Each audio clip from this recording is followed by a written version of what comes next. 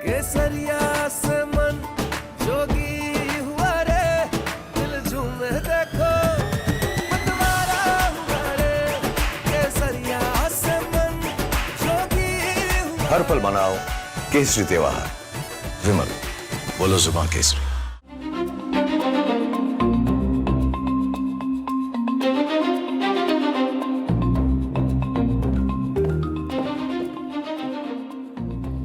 नमस्कार, आप सभी का बहुत बहुत स्वागत है। मेरा नाम रूबिका लियाकत है और इस वक्त आप देख रहे हैं टाइम्स नाउ नव भारत। 8:50 हो चुके हैं। न्यूज की पाठशाला में आपका दाखिला हो चुका है। मैडम आ चुकी है। क्लास आपसे जुड़े हर उस विषय की है जिसे पढ़कर आप देश के एक सजग, इन्फॉर्म्ड सिटीजन बनेंगे और न सिर्फ अपने अधिकारों के लिए आवाज उठाएंगे बल्कि कर्तव्यों का भी निर्वाह करेंगे। तो चलिए शुरू करते हैं आज की क्लास इस वादे के साथ कि पढ़ाऊंगी ऐसा कि कभी किसी ने नहीं पढ़ाया होगा। आज आपके लिए कौन कौन से सब्जेक्ट्स और किस किस पर लगेगी क्लास। चैप्टर नंबर 1, राजनीति शास्त्र की क्लास। मेरे छात्र, उसके छात्र, ये वाले तो मेरे हैं, वो वाले तेरे हैं। इस सियासत की वजह से ये देश किस दिशा में जा रहा है। आंदोलन दिल्ली में हो तो लोकतंत्र, झारखंड में हो तो षड्यंत्र। फिर आएगा चैप्टर नंबर 2, चुनावी राजनीति की क्लास होना जरूरी है। बांकीपुर में विपक्ष को खुश रहने के लिए नतीजा तो अच्छा है, एक उपचुनाव का नतीजा, लेकिन कौन कौन सी सीख दे रहा है विपक्ष को, यह भी आप जानेंगे। और फिर चैप्टर नंबर 3, अलोकतांत्रिक पाकिस्तानी चरित्र की क्लास। पीओजेके में जारी नरसंहार कहां जाकर रुकेगा। आईना तोड़कर चेहरा छिपाने में लगा है यह पाकिस्तान। और फिर इस पाकिस्तान को कौन मदद कर रहा है, वो तमाम वेस्टर्न मीडिया। जब हमारे कश्मीर की कश्मीर तो वो भी हमारा है, लेकिन जब कश्मीर में आर्टिकल 370 की बात हो रही थी तो आप जानते हैं कि किस किस तरीके की हेडलाइंस छपती थी। तो आज जरा रियलिटी चेक करेंगे इन वेस्टर्न मीडिया के अखबारों का। फिर बात करेंगे आर्थिक विकास की क्लास में 84,000 करोड़ रुपए वाले मिशन समुद्र मंथन की। वो है क्या? दुनिया के तेल संकट के बीच एक जरूरी स्वदेशी समाधान आपके लिए लेकर आए हैं। और आखिर में हमारा स्पेशल सेगमेंट जिसमें आपको दिखाएंगे वो मंदिर जहां शिवलिंग में है 1 लाख छिद्र। सोचा है कभी? लेकिन सबसे पहले दिन भर का रिवीजन।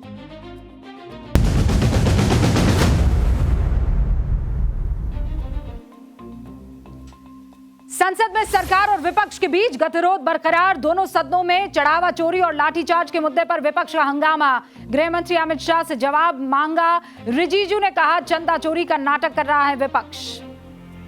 चढ़ावा चोरी को लेकर विधानसभा में विपक्ष के हंगामे पर सीएम योगी का हमला। कहा राम भक्तों पर गोलियां चलाने वाले चढ़ावा चोरी की बात कर रहे हैं। हंगामे के बीच 59,000 करोड़ का अनुपूरक बजट भी पेश किया।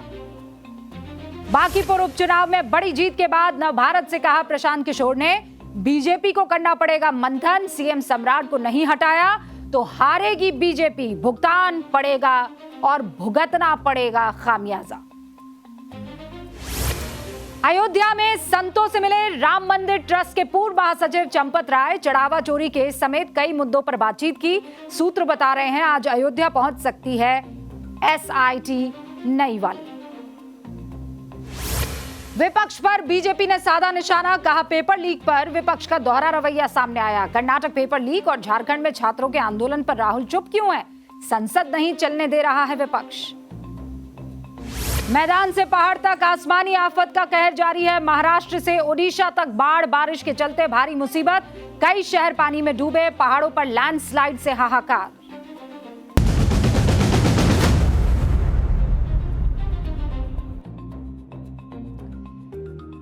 तो न्यूज की पाठशाला में सबसे पहले राजनीति शास्त्र की क्लास।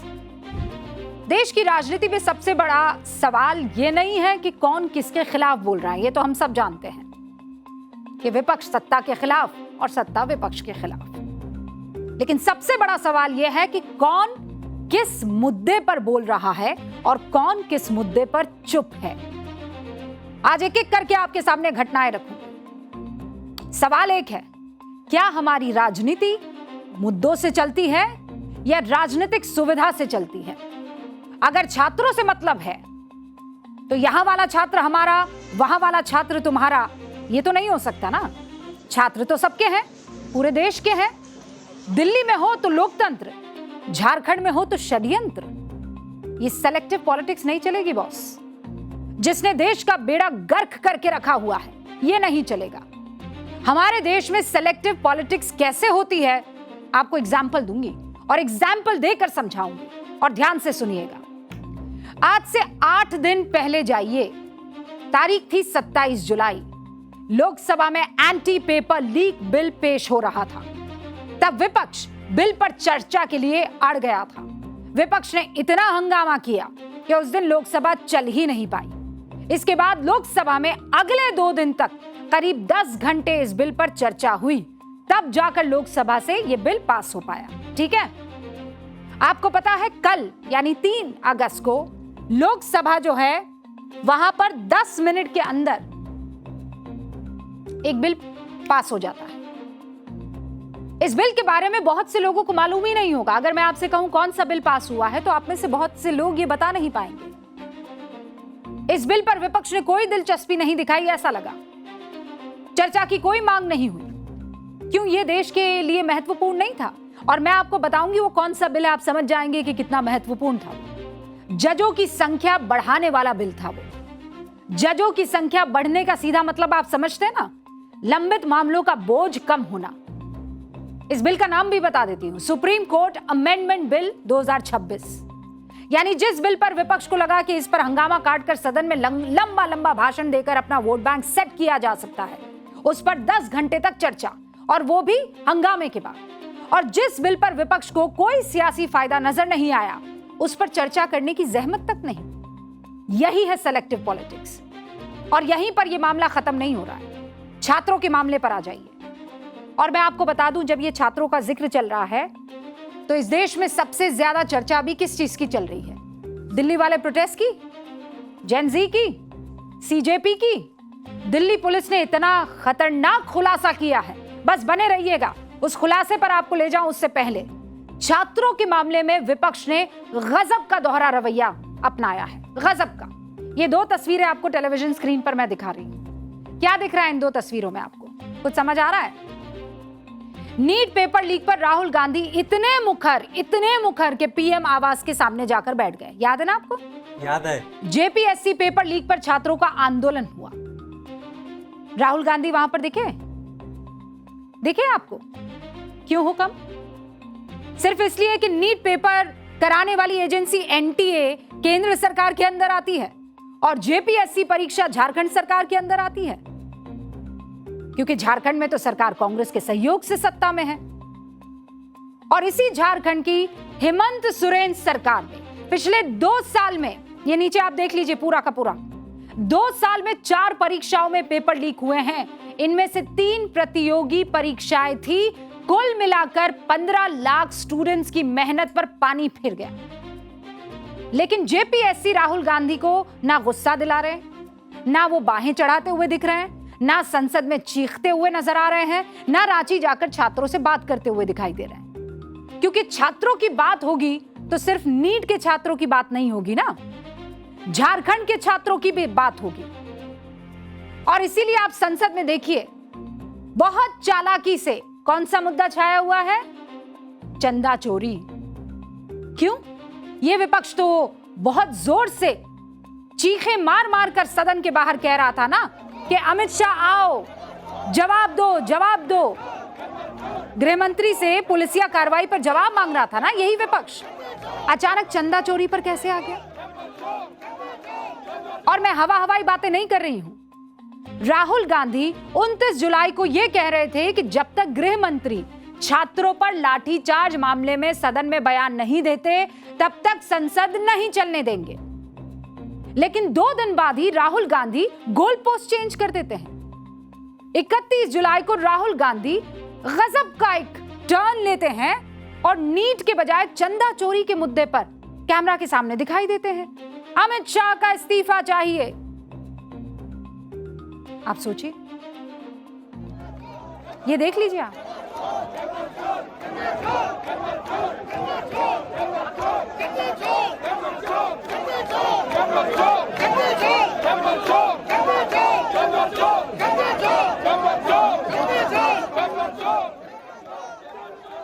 पेपर लीक की तस्वीरें तो आपको दिखाई दे रही होगी, लेकिन नारा क्या लग रहा है? चंदा चोर, चंदा चोर। मेरी बात राहुल गांधी को बुरी लग सकती है। अगर मैं इस वक्त राहुल गांधी के सामने खड़े होकर यह सवाल पूछ लूं कि बताइए आपने ये अचानक चंदा चोर की क्यों बात करना शुरू कर दी? आप तो नीट की बात कर रहे थे, आप तो वो पुलिसिया कार्रवाई की बात कर रहे थे बच्चों पर। तो पता है उनका जवाब क्या होगा? वो कहेंगे आप बीजेपी से तो नहीं है। मतलब जो सवाल राहुल गांधी के एजेंडे को सूट करे वो परफेक्ट, और जो सवाल उन्हें सूट ना करे, चुभे, असहज कर दे, उस पर वो फौरन कह देंगे अरे भाई आप तो बीजेपी के हैं। लोकतंत्र ऐसे नहीं चलता है सर। लोकतंत्र में मीठा मीठा गप-गप, तीखा तीखा थू-थू ऐसे नहीं चलता है। यहाँ जीत का मीठा स्वाद भी चखना होता है और हार की तीखी वो जो कड़वा घूंट होता है वो भी पीना पड़ता है। और इसीलिए अगर नीट पेपर लीक पर आप छात्रों के साथ थे तो आज मैं झारखंड के छात्रों के तरफ से खड़ी होकर आपसे सवाल पूछूंगी राहुल जी कि आप झारखंड के छात्रों के साथ क्यों नहीं हैं?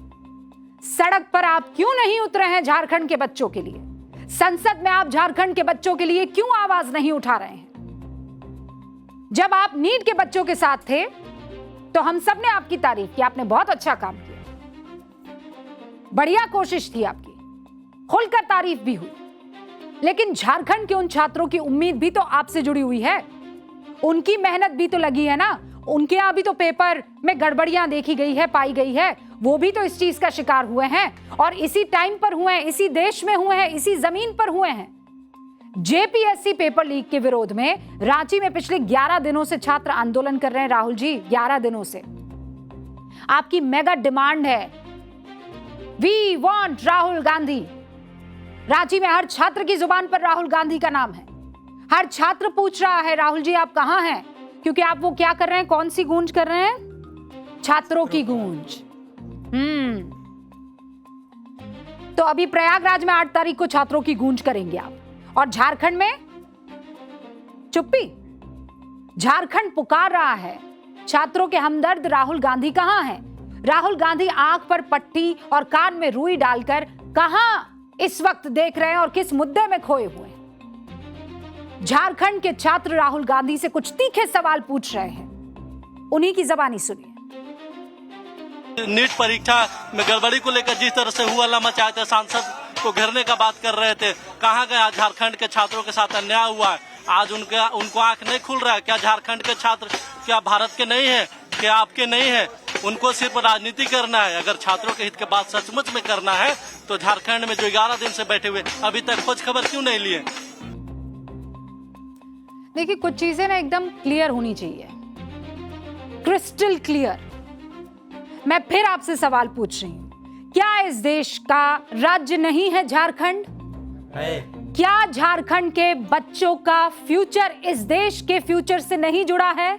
क्या केवल नीट के बच्चों का ही फ्यूचर ब्राइट है और इसीलिए लड़ाई लड़ेंगे और झारखंड के बच्चों को छोड़ देंगे? नहीं हो सकता ना। और इसीलिए आज मैं आपके सामने, चलिए बोर्ड बाबू पर थोड़ा क्लैरिटी के साथ आपको बता देते हैं। प्रणाम कर दीजिए बोर्ड बाबू को। प्रणाम। छात्रों पर राहुल जी का डबल स्टैंडर्ड। कौन सा स्टैंडर्ड? Double standard. आप टिक करते चले जाइएगा, मैं सिर्फ आपसे सवाल पूछूंगी, उसका आप जवाब दे दीजिएगा, ठीक है? तो भाई पहला सवाल, नीट पेपर लीक पर क्या राहुल गांधी ने प्रेस कॉन्फ्रेंस की थी? किया था भाई, बहुत बढ़िया। नीट पेपर लीक पर ये प्रेस कॉन्फ्रेंस जैसी ही press conference JPSC paper leak पर हुई क्या? नहीं हुई।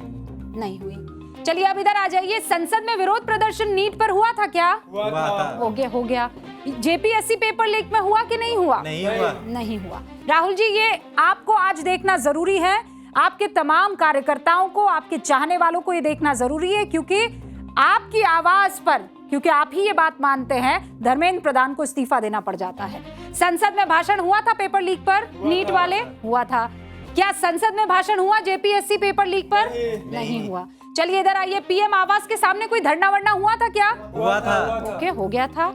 लेकिन ऐसे ही पीएम आवास के सामने कोई धरना हुआ जेपीएससी में? नहीं हुआ। पीपीटी प्रेजेंटेशन याद पड़ता है किसी को? हुआ था नीट में? हुआ था। याद है? मुझे भी याद है। चलिए, छात्रों की गूंज नाम का कोई कार्यक्रम हुआ था? हाँ, बहुत सारी जगह पर हुआ था। ये PPT presentation JPSC paper leak में हुआ? नहीं हुआ मैम। जेपीएससी पेपर लीक पर छात्रों की गूंज कोई कार्यक्रम हुआ है? नहीं हुई। अब तक तो नहीं हुआ है। प्रयागराज में छात्रों की गूंज जरूर हो रही है। प्रयागराज में क्या है, मतलब प्रयागराज? हाँ, प्रयागराज में नहीं, झारखंड में। प्रयागराज में तो चुनाव है ना? हाँ, उत्तर प्रदेश का चुनाव। झारखंड में क्या है? आपकी सरकार है सर, राहुल जी, आप वाली सरकार है। और सिर्फ झारखंड का मसला नहीं है बॉस, कर्नाटक का भी है। वहां तो गठबंधन की मजबूरी भी नहीं है, यहां झारखंड में तो फिर भी मजबूरी है। और मैं कुछ कहूं उससे पहले आप कर्नाटक के गृह मंत्री प्रियांक खड़गे का बयान सुन लीजिए। और मैं फिर एक डिस्क्लेमर लगा देती हूं, प्रियांक खड़गे के बयान को आप लोग बहुत गौर से सुनिएगा। Role. What do you expect us to do? Our responsibility is also for them and also for people who are writing the exams, no? Quite naturally, to maintain law and order, we had to take a few people in custody. It is demand that you resign from your. Yeah, I will resign. Let them first 25 days. Let them go on hunger strike. Then, if they don't control, we will do one lathi charge, and then I will resign. Just like how they did for this thing. So, if the people who are seeking my resignation should answer, why didn't Mr. Bommai resign when the PSI scam happened? Why didn't Mr. Argagnanendra resign when the PSI scam happened? Yesterday, lakhs of people wrote exams, and there's a problem only with close to around 120 people. What do you? अंग्रेजी में बयान दे रहे थे और महत्वपूर्ण बात आपने सुनी कि नहीं सुनी? प्रियांक खड़गे कह रहे हैं कि पहले 25 दिन तक अनशन करने दीजिए, फिर कंट्रोल करने के लिए सिचुएशन हम लाठीचार्ज करेंगे और फिर मैं रिजाइन करूंगा। सुना आपने? ये प्रियांक खड़गे कह रहे हैं। ये बात कर्नाटक में पुलिस भर्ती परीक्षा में गड़बड़ी का विरोध करने वाले छात्रों पर कह रहे हैं। राहुल गांधी सुनिए आप, मैं आपको टैग कर रही हूं @राहुल गांधी। आपके कार्यकर्ता कर्नाटक के गृह मंत्री ये कह रहे हैं, first let them go on fast for 24 days, 25 days, then we'll have लाठी charge and then maybe I'll resign। आप देश के गृह मंत्री का इस्तीफा मांग रहे हैं, लेकिन आपकी ही पार्टी के नेता और कर्नाटक के गृह मंत्री छात्रों पर लाठीचार्ज की प्लानिंग कर रहे हैं। और सुई पटक सन्नाटा, उठते जागते आप संविधान की बात करते हैं सर, और आपकी ही सरकार एक राज्य में अपने गृह मंत्री से देखिए क्या सुनती है। संविधान के किस अनुच्छेद के तहत आपकी पार्टी का एक मंत्री ये कह सकता है कि वो छात्रों पर लाठीचार्ज कराएगा, फिर सोचेगा इस्तीफा देना है कि नहीं देना है? और आप कहते हैं कि लोकतंत्र की हत्या कर दी जाती है केंद्र में। क्या इसे आप लोकतंत्र की हत्या नहीं कहेंगे? और अब एक सवाल पूछती हूं, मैं आप सबसे पूछती हूं। रांची में जेपीएससी छात्रों का आंदोलन चल रहा है, कुछ आइडिया है कितने दिनों से चल रहा है? कोई बता सकता है? 6-7 दिन, 11 दिनों से चल रहा है। पिछले 11 दिनों से ये आंदोलन चल रहा है। सच बताइएगा, अपने मोबाइल में आपने इस आंदोलन के बारे में कितनी रील्स देख ली, कितने सोशल मीडिया पोस्ट देख लिए, कितने सेलिब्रिटीज को बहुत बुरा हो रहा है बच्चों के साथ कहता हुआ सुन लिया है, कितने लोगों को सैड म्यूजिक के साथ what's happening in our country ये लिखकर वो स्टेटस चस्पा करते हुए देख लिया। सच बताइए कितने आपने ऐसे वो देख लिए?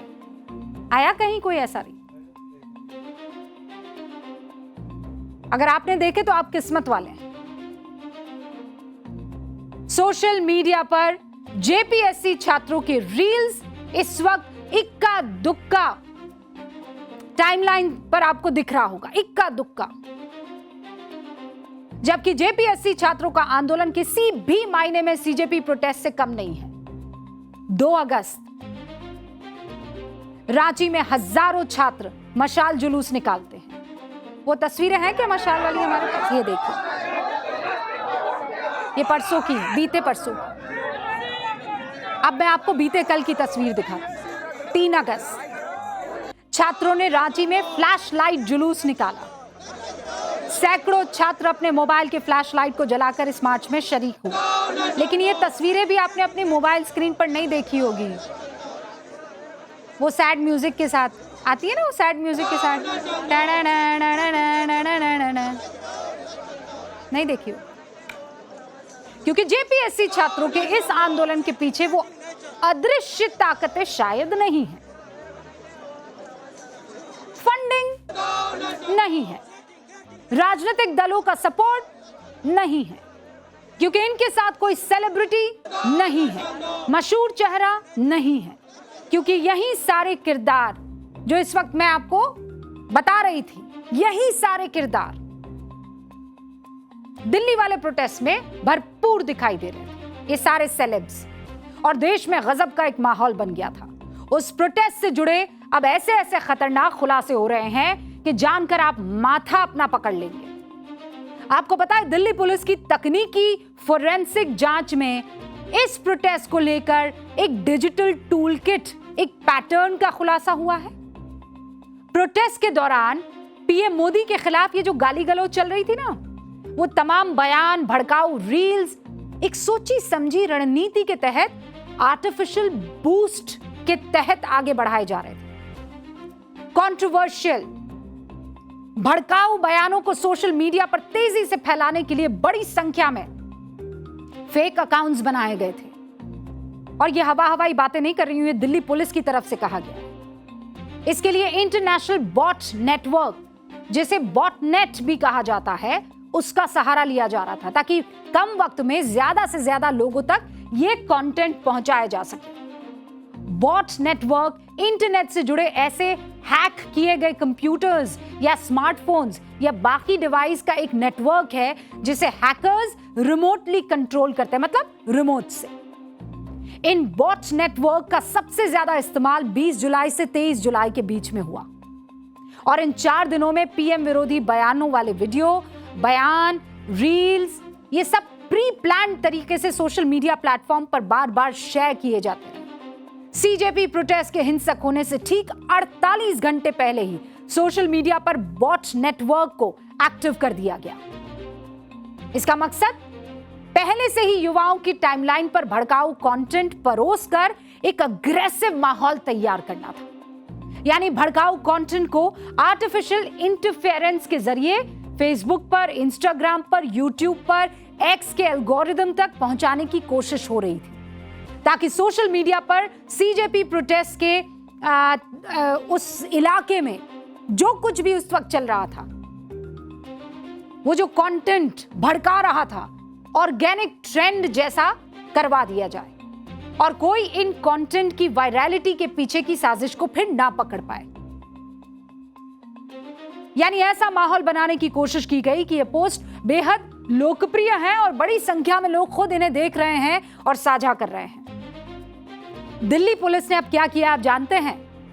इन कंपनी से, कौन सी? ये सारी कंपनियां, चाहे वो गूगल है, चाहे वो मेटा है, इन सब से अब आईपी एड्रेस मांग रही है, पेमेंट गेटवे डिटेल्स मांग रही है, यूजर लॉग्स का पूरा ब्यौरा मांग रही है। दिल्ली पुलिस ने कह दिया है प्लीज प्रोवाइड दिस। इनके जरिए इन बॉट नेटवर्क को कहां से ऑपरेट किया जा रहा था, कैसे फंड किया जा रहा था, वो सब पता लगाया जाएगा। अब आप सोच रहे होंगे कि क्या एल्गोरिदम को वाकई मैनिपुलेट किया जा सकता है? जवाब जानना चाहते हैं? हाँ। अब आप ये जानना चाहेंगे कैसे, तो वो भी बता देते हैं। दिल्ली पुलिस के इस खुलासे के बाद पाठशाला की रिसर्च टीम ने यह जानने की कोशिश की कि क्या करने से किसी खास कंटेंट का एल्गोरिदम ऑन हो जाता है और वो तेजी से वायरल होने लगता है। रिसर्च हमें यह बताती है कि सोशल मीडिया अकाउंट की ऐसी कोई तय संख्या नहीं है जिसे पार करते ही कोई पोस्ट एल्गोरिदम में जाकर वायरल हो जाए। मतलब कि 1000 लोगों ने कर दिया पोस्ट तो वायरल हो गया, या 10,000 ने कर दिया तो वायरल हो गया, या 1 लाख ने कर दिया तो वायरल हो गया। नहीं, MIT, स्टैनफोर्ड, ऑक्सफोर्ड और मेटा के रिसर्च में यह पता चला है कि वायरलिटी किसी एक पर्टिकुलर डिजिट से नहीं बल्कि कैस्केडिंग इफेक्ट से आती है। किससे आती है? Cascading effect. अब ये कैस्केडिंग इफेक्ट क्या होता है? Cascading effect social media algorithm में आपने कोई एक चीज की और उसका चैलेंज आपने सामने वाले को दिया, फिर उसने वो सामने वाले को दिया, मतलब आपने जो किया उसका इफेक्ट सीधा दूसरे पर पड़ा, फिर तीसरे पर, फिर चौथे पर। ये कैस्केडिंग इफेक्ट तब होता है जब कुछ यूजर्स की शुरुआती कार्रवाई से, यानी शुरुआती पोस्ट वगैरह से एक चेन रिएक्शन शुरू हो जाता है, जिससे कोई कंटेंट या फिर बिहेवियरल ट्रेंड या ओपिनियन पूरे नेटवर्क में तेजी से फैलने लगता है। अगर 50-100 प्रभावशाली और वास्तविक अकाउंट किसी पोस्ट पर फौरन रिएक्ट करने लग जाए तो देखते ही देखते लाखों लोग तक वो पहुंच सकता है। ज्यादा लोगों की जरूरत नहीं, 50 या 100। और एक और इंटरेस्टिंग चीज, एक आदमी को पोस्ट करना होगा हिमाचल से, एक को कश्मीर से, ज्यादा लोगों की जरूरत नहीं है। ये सब बस अलग अलग इलाकों में फैले हुए हो ग्लोब के, तो ये चेन रिएक्शन शुरू हो जाता है। छोटे लेकिन इंटीग्रेटेड नेटवर्क शुरुआती एंगेजमेंट को बढ़ाते हैं और उस कंटेंट की विजिबिलिटी को फिर एक किक मिल जाता है। आप इसे ऐसे समझिए कि किसी एक टॉपिक को हजारों लोग एक ही जगह से कई कई दिनों से पोस्ट कर रहे हैं, ठीक है। मतलब मान लीजिए झारखंड में बैठे ये बच्चे, अभी तो 11 दिन हुए हैं, आप ये समझ लीजिए कि ऊपर वाला ना करे कि बच्चों को 1000 दिन बैठना पड़े, लेकिन मान लीजिए 1000 दिन बैठकर भी पोस्ट करना पड़ जाए, तो कोई गारंटी नहीं है कि वो वायरल होगा, नहीं। लेकिन कोई ऐसा एल्गोरिथम तैयार हो जाए या नेटवर्क तैयार हो जाए कि इस मसले पर सैकड़ों लोग 1-2 घंटे के अंदर अलग अलग इलाकों से पोस्ट करें इसी मसले पर, तो ट्रेंड बन जाएगा। और सीजेपी प्रोटेस्ट के पीछे जो अदृश्य ताकतों का बार बार प्रश्न खड़ा हो रहा है, उसी की छानबीन इस वक्त की जा रही है। तकनीकी जानकारी का फायदा क्या उठाया गया? संसद मार्च से 2 दिन पहले ये सैकड़ों फर्जी अकाउंट किसके कहने पर बनाए गए, किसने बनाए? और मार्च होते ही एक ही तरह के कंटेंट ताबड़तोड़ कैसे शेयर किए जाने लगे? भड़काऊ कंटेंट का एल्गोरिदम ऑन कैसे हो गया? लाखों लोगों के मोबाइल तक ये किसने और किस मंशा से पहुंचाया?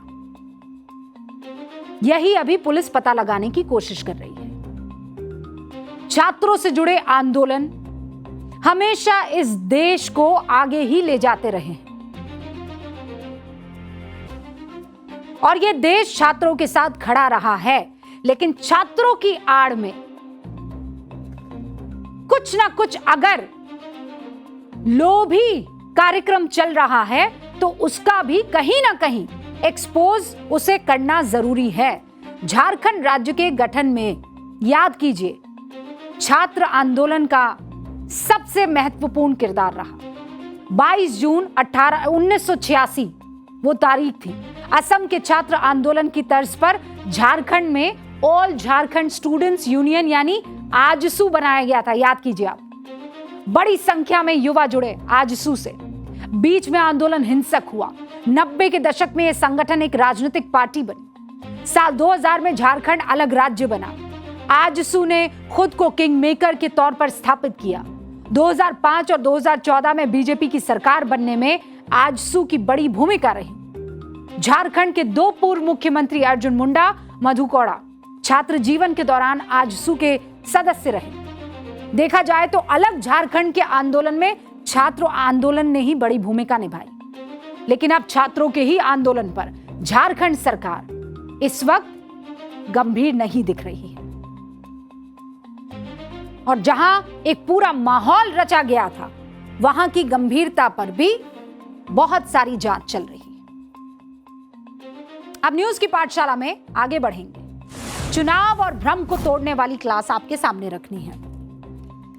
बहुत महत्वपूर्ण चैप्टर है। सोमवार को 3 विधानसभा सीटों पर उपचुनाव हुए कि नहीं? उन 3 सीटों पर आए नतीजों से देश का विपक्ष बहुत खुश है। चुनाव आयोग अब अच्छा लगने लगा। ईवीएम आरोपों से बच गई। सरकार पर चुनाव को मैनिपुलेट करने का आरोप लगना बंद हो गया। वोट चोरी वो तो हुई ही नहीं, लोकतंत्र एकदम जिंदा हो गया करवट लेके। मतलब विपक्ष को सब जगह अब हरियाली दिख रही है। और आप खुद एक बार सुन लीजिए, विपक्षी नेता 3 सीटों के नतीजों को किन किन उपमाओं से नवाज रहे हैं, सुनिए।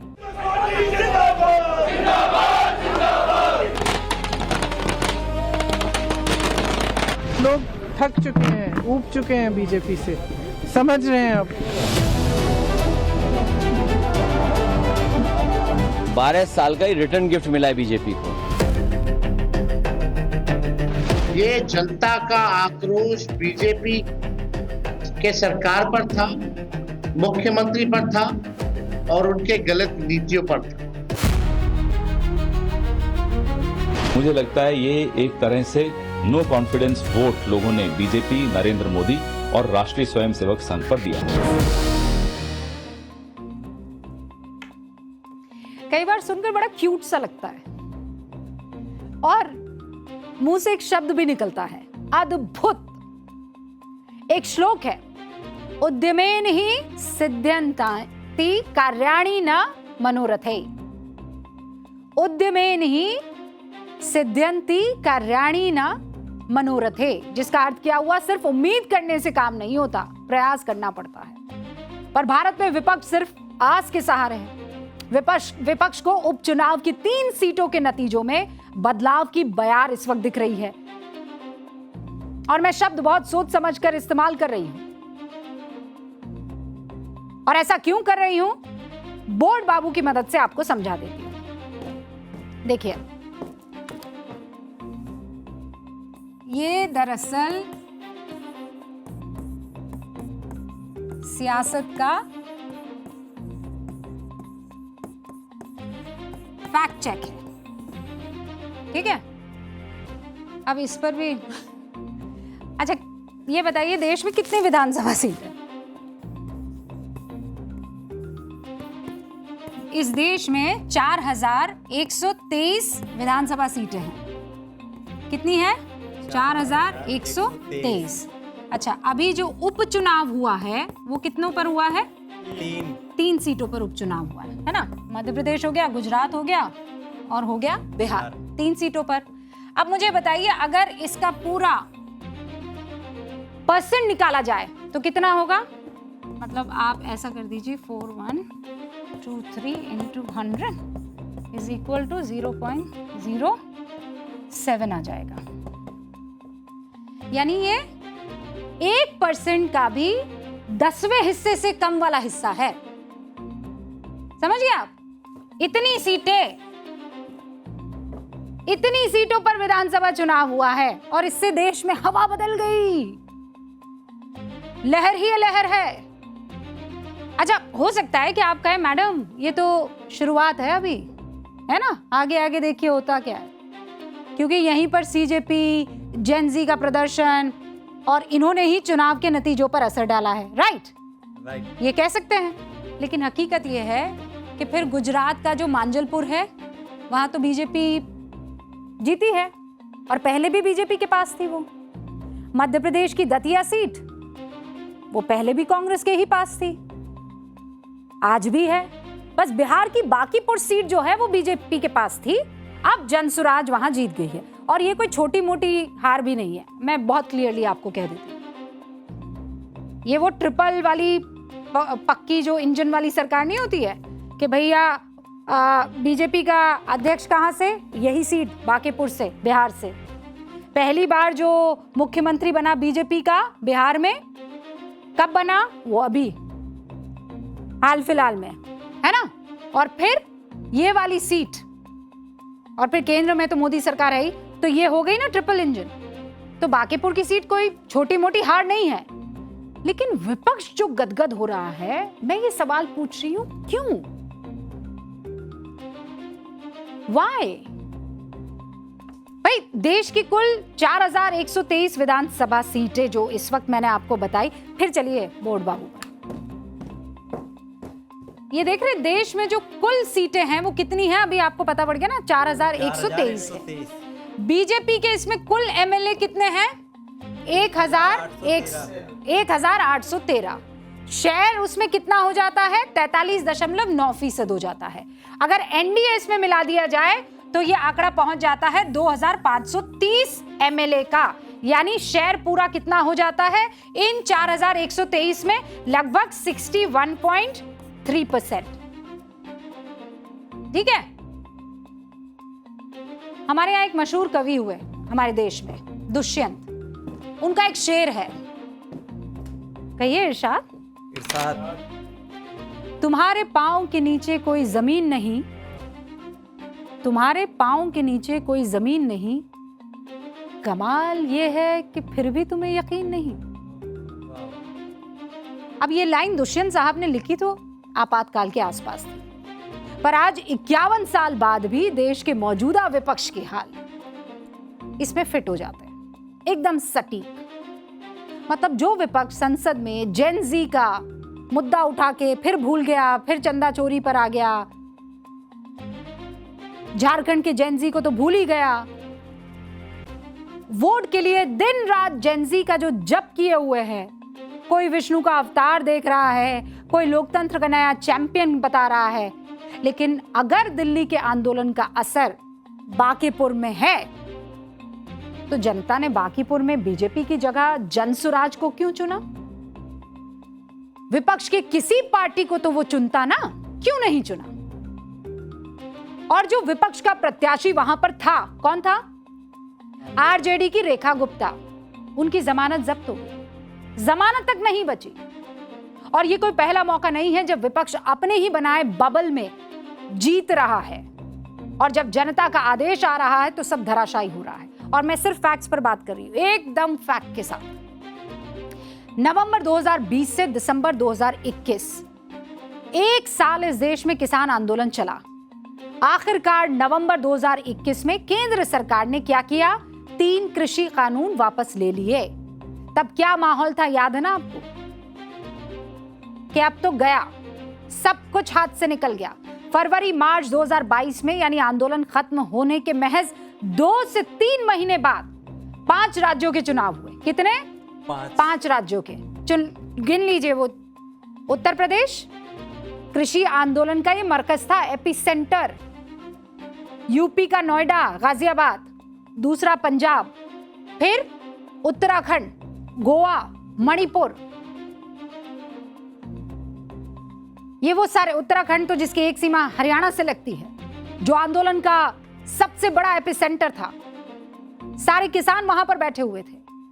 और इन राज्यों में जब चुनाव हुए, किसान आंदोलन में सरकार की ज्यादती, किसानों की बेहाली विपक्ष से सबसे बड़ा मुद्दा बना रहा था, जैसा आज कर रहा है कि जेन जी पर ये लाठियां बरसा रही है सरकार, ये कर रही है, वो कर रही है, किसान नाराज, सरकार पलट देंगे। तब भी हुआ था। मौका हमारे पास है, किसी और के पास है ही नहीं, ये विपक्ष को लगा था। यूपी में बीजेपी इतिहास रचते हुए फिर से सत्ता में आई। उत्तराखंड में पहली बार कोई सरकार रिपीट हुई, सत्ता में बीजेपी आई। गोवा और मणिपुर में बीजेपी ने अपने पिछले सारे प्रदर्शन को सुधार दिया। जहां आंदोलन का सबसे ज्यादा असर था, पंजाब, वहां तो खेल ही हो गया। कांग्रेस जो खुश हो रही थी कि अब तो बीजेपी गई, वो तो आई नहीं आई, पंजाब से कांग्रेस गई। किसान आंदोलन से एंटी बीजेपी सेंटिमेंट फेवर कर गया आम आदमी पार्टी को। कांग्रेस आउट हो गई, सत्ता में आम आदमी पार्टी आ गई। हुक्म, इस देश में लोकतांत्रिक चुनाव 51 से शुरू हुए हैं। तो जब चुनाव हुए हैं तो उपचुनाव भी बीच बीच में होते रहे होंगे ना। साल था 1963। तत्कालीन प्रधानमंत्री पंडित नेहरू ने गृह राज्य उत्तर प्रदेश में 2 लोकसभा सीटों पर उपचुनाव उस वक्त हुए, एक अमरोहा और दूसरा फर्रुखाबाद। दोनों सीटों पर उपचुनाव में कांग्रेस कभी हारी नहीं थी, हार गई, बिल्कुल बांकीपुर की तरह। अमरोहा से कौन जीते? निर्दलीय जेपी कृपलानी। फर्रुखाबाद से संयुक्त सोशलिस्ट पार्टी के राम मनोहर लोहिया। दोनों जगह से कांग्रेस के प्रत्याशी चुनाव हार गए। पंडित नेहरू इस हार से इतने नाराज हुए कि उन्होंने उत्तर प्रदेश के तत्कालीन मुख्यमंत्री चंद्रभानु गुप्ता को एक लेटर लिखा। उस लेटर में चुनाव आयोग के अधिकारियों पर पूरी तरह से निष्पक्ष न होने का आरोप तक लगा दिया। कांग्रेस के नेताओं को चुनाव को सीरियसली नहीं लेने की बात भी कही। अब पंडित नेहरू राजनीति को समझते थे, उन्हें मालूम था उपचुनाव में हार उनके इकबाल पर सवाल उठाएगा। पर इस नतीजे के बाद 1967 में लोकसभा का चुनाव हुआ। कांग्रेस उपचुनाव में हार गई थी। अपने 2 प्रधानमंत्रियों के मृत्यु के सदमे के बावजूद जीतकर सत्ता में आ गई, क्योंकि उपचुनाव की गलतियों से तब की कांग्रेस ने सीख हासिल कर ली। 63 से सीधे 2009 में आ जाइए। बिहार, जहां नतीजों में विपक्ष लोकतंत्र की महक महसूस इस वक्त कर रहा है, वहां उपचुनाव हुए। कौन सा साल था? 2009। 16 विधानसभा सीटों पर जब नतीजों की घोषणा हुई, विपक्ष में बैठे आरजेडी सहित तमाम पार्टियों ने 16 में से 10 सीटें जीती। कितनी? 16 में से 10। नीतीश और बीजेपी गठबंधन को सिर्फ 6 सीटें मिली। आरजेडी के लालू यादव ने तो घोषणा कर दी कि 10 महीने बाद होने वाले विधानसभा चुनाव में भी यही नतीजे हम दोहराएंगे। लेकिन दिसंबर 2009 में जिस विपक्ष को जनता ने 10 सीटें दी, उसी विपक्ष को नवंबर 2010 के विधानसभा चुनाव में सबसे बड़ी हार मिली। आरजेडी को विपक्ष का नेता बनने लायक यानी 25 सीटें भी हासिल नहीं, 22 पर सिमट गई। राबड़ी देवी खुद की सीट राघोपुर का चुनाव तक हार गई। यह सिर्फ एक उदाहरण नहीं है। इसके बाद उत्तर प्रदेश आ जाइए। 2017 के विधानसभा चुनाव में बीजेपी 403 में से 312 सीट जीतकर सत्ता में आई। योगी आदित्यनाथ मुख्यमंत्री बने। तत्कालीन प्रदेश अध्यक्ष केशव प्रसाद मौर्य उप मुख्यमंत्री बन गए। दोनों उस वक्त सांसद थे। योगी आदित्यनाथ गोरखपुर से सांसद थे और केशव प्रसाद मौर्य फूलपुर से सांसद थे। दोनों ने सीटें खाली की। उत्तर प्रदेश के ही कैराना की सीट भी सांसद हुकम सिंह के निधन की वजह से खाली हो गई, यानी 3 उपचुनाव होने थे। तीनों जगह हुकम बीजेपी हार गई। मतलब प्रदेश के सिटिंग मुख्यमंत्री, सिटिंग उप मुख्यमंत्री के लोकसभा सीट पर पार्टी चुनाव हार गई। विपक्ष में बैठी समाजवादी पार्टी और उसके नेता अखिलेश यादव से लेकर पूरा विपक्ष यही कहने लगा, सरकार से लोगों का मोह भंग हो गया है। अब केंद्र में बैठी मोदी सरकार की उल्टी गिनती काउंटडाउन शुरू। वैसा ही माहौल बिल्कुल जैसा अभी। गोरखपुर में सवर्ण समीकरण समझाया जाने लगा। कैराना में जाट राजपूत समीकरण समझाया जाने लगा। बांकीपुर में जैसे समझाया जा रहा है ना सवर्ण वाला, ये सब हुआ। और फिर इन नतीजों के करीब 1 साल बाद 2019 का लोकसभा चुनाव हुआ। नतीजा बताऊं? गोरखपुर से बीजेपी के रवि किशन ने 3 लाख से ज्यादा वोटों के अंतर से समाजवादी पार्टी के प्रत्याशी को हरा दिया। फूलपुर से बीजेपी के केशारी देवी पटेल 1,71,000 से ज्यादा वोटों के अंतर से चुनाव जीत जाते। कैराना से बीजेपी के प्रदीप चौधरी 92,000 से ज्यादा वोट से जीत जाते हैं। केंद्र में बीजेपी 303 सीटें जीतकर सत्ता में आ गई। यानी जिस आंदोलन के माहौल को 3 साल तक या 3 साल बाद भुनाने का गणित इस वक्त बिठाया जा रहा है, उसको किसान आंदोलन के बाद ही बाद की हकीकत जो है वो बिगाड़ रही है। उपचुनाव के नतीजों में जिन लोगों को सत्ता दिख रही है, उसका सपना 1963 से लेकर 2018 के उपचुनाव के नतीजे तक टूटता हुआ दिख रहा है, और वो भी फैक्ट्स में। जातिगत गणित ये बता रहा है, और बताकर जो ये कहा जा रहा है कि बीजेपी का खेल खराब हो गया है, गोरखपुर की कहानी उसकी हकीकत बयां कर रही है। हालांकि इन तीनों पार्ट के बाद एक पार्ट सत्ताधारी बीजेपी के लिए भी है। बीजेपी के रणनीतिकार जितना जल्दी ये समझ ले कि उनका वोट बैंक उनसे किन किन मुद्दों पर नाराज है और कोई वोट बैंक उनकी बपौती नहीं है, बीजेपी के लिए यह बेहतर होगा। जितना जल्दी समझ ले। नहीं तो आगे 5 राज्यों के चुनाव सर पर है। 4 राज्यों में बीजेपी 10 साल से सत्ता में है, तो एंटी इनकम्बेंसी से लड़ना, अपने वोट बैंक को साधना, बीजेपी के रणनीतिकारों ने अगर इसे ध्यान में नहीं रखा और बांकीपुर से अगर नहीं सीखी, तो फिर जो सपना इस वक्त और जो बबल, जो गुब्बारा विपक्ष अभी कह रहा है कि हमें तो दिख रही है हवा, फिर वो हवा सबको दिखेगी, क्योंकि ये राजनीति है। कब किसको राजा और रंक बना जाए कोई नहीं जानता। अब पाठशाला में बात करेंगे पाकिस्तान। दुनिया को लोकतंत्र का पाठ पढ़ाने का नाटक करता है, लेकिन उसने अपने ही कब्जे वाले कश्मीर में लोकतंत्र को लाशों के ढेर के नीचे दबा दिया है। अपने अधिकारों की मांग को लेकर 5 जून से शुरू हुआ आंदोलन कसम से खूनी संघर्ष और खून खराबे की सबसे बड़ी और गंदी मिसाल बन चुकी है। अब तक 130 से ज्यादा लोगों की मौत हो चुकी, कत्ल हो चुका है।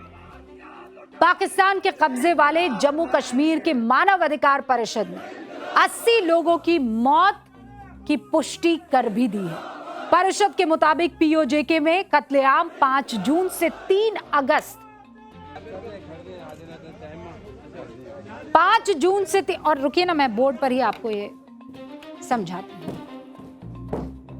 ये जो पाक का खूनी खेल है ना, आपको मैं आंकड़े जब बताऊंगी तो आपको समझ में आएगा कि किस तरीके के हालात वहां पर है। पीओजेके में 5 जून से आप आगे बढ़िए 3 अगस्त। 5 जून से 3 अगस्त में अब तक जो मौतें हुई हैं वो 76 हुई हैं। 76 मौत। कह रहे हैं कि पुलिस वालों की भी तो मौत हुई है, 4 लोग मारे गए 2 महीने में। ये आंकड़ा पुलिस वालों की मौत। अगर आप घायलों की बात करेंगे तो फिर उसका आंकड़ा तो मेरे पास है ही नहीं, हजारों में वो फहरिस्त। लापता लोगों की फहरिस्त तो वहां मिल ही नहीं रही। पाकिस्तान अपने घर में लगी आग को बुझाने की बजाय मीडिया पर पाबंदी लगा रहा है। शेम। यानी वो आग बुझाने के बदले उस आईने को तोड़ने में जुटा है जो उसकी कारगुजारियों की तस्वीर दिखा रहा है। पीओजेके की आवाज सुनने के बदले पाकिस्तान दुनिया तक आवाज पहुंचाने के सारे रास्ते बंद करने में लगा है। आंदोलन शुरू होते ही इंटरनेट बंद, मोबाइल सेवाएं बंद, मीडिया की अब बारी है।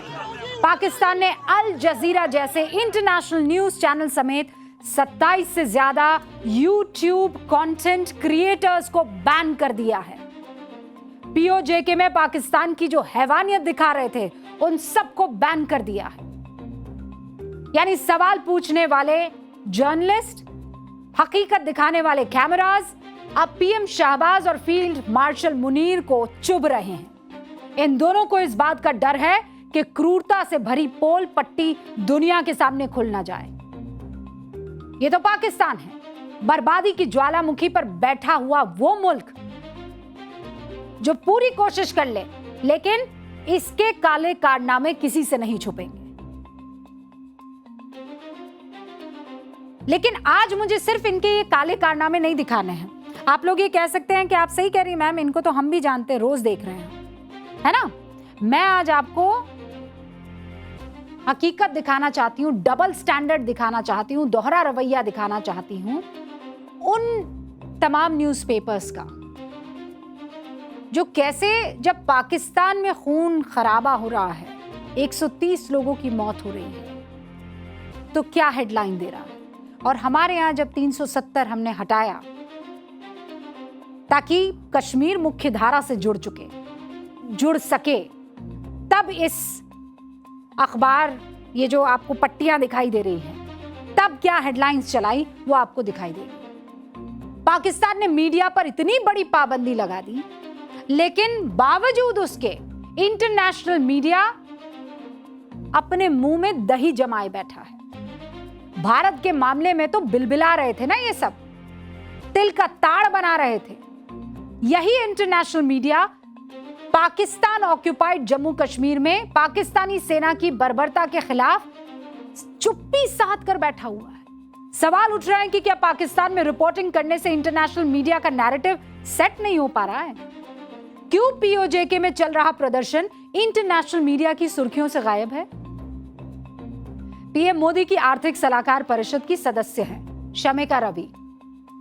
इंटरनेशनल मीडिया से यह सवाल करते हुए सोशल मीडिया एक्स पर एक पोस्ट किया उन्होंने लिखा है और टैग किया है न्यूयॉर्क टाइम्स को @NY टाइम्स। विरोध प्रदर्शनों को कैसे कवर करता है? पीओके में 40 मौत, एक रिपोर्ट।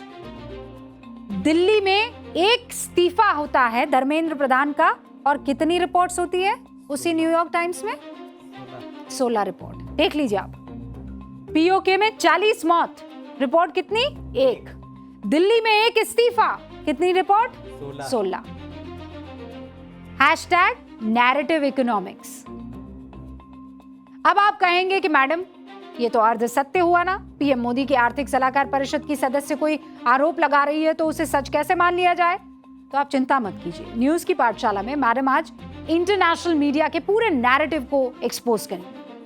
पीओजेके पर इंटरनेशनल मीडिया के दोहरे चरित्र की क्लास कैसे लगाते हैं अब आगे देखिए। सबसे पहले बात करेंगे अब बीबीसी की। पीओजेके में बीते 2 महीने से चल रहे प्रदर्शन पर बीबीसी ने कितनी स्टोरीज की? 4। न्यूयॉर्क टाइम्स ने कितनी की? 2। वॉशिंगटन पोस्ट ने 6। गार्जियन ने 1। ठीक है, पीओजेके पर यही सारे पोस्ट इनके मिले, खूब खोजबीन कर ली हमने। इस इंटरनेशनल मीडिया की एक और सच्चाई आपको बता देती हूं।